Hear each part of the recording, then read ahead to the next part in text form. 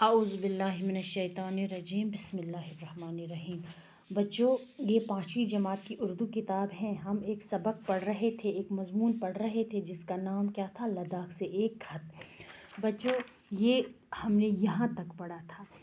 اب بچوں، یہاں پہ اس سبق میں کچھ گمپا جو ہیں ان کا ذکر کیا گیا ہے۔ اب آگے پڑھتے ہیں۔ یہ جو گمپا ہیں ان کو تفصیلاً نیچے بیان کیا گیا ہے۔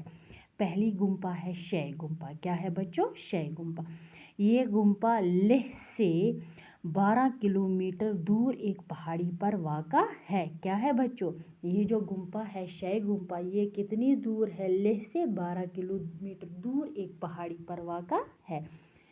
اسے لداخ کے مشہور خاندان راجہ دلیدن نومگیال نے بنوایا ہے۔ کس نے بنایا ہے بچوں؟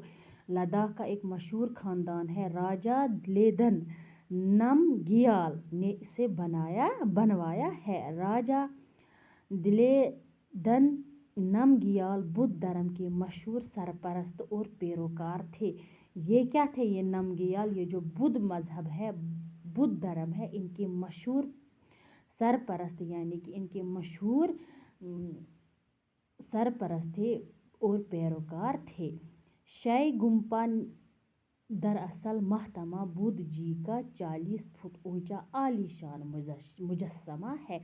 یہ جو شے گمپا ہے یہ اصل میں کیا ہے؟ یہ جو مہاتما بدھ ہے اس کا 40 فٹ اونچا ایک مجسمہ بنایا ہے۔ یہ اصل میں وہی ہے۔ اس مجسمے کا سر 8 فٹ چوڑا ہے۔ بچوں، یہ جو مجسمہ ہے اس کا سر کتنا چوڑا ہے؟ 8 فٹ۔ یہ مجسمہ پیتل اور تانبے میں ڈھلا ہے۔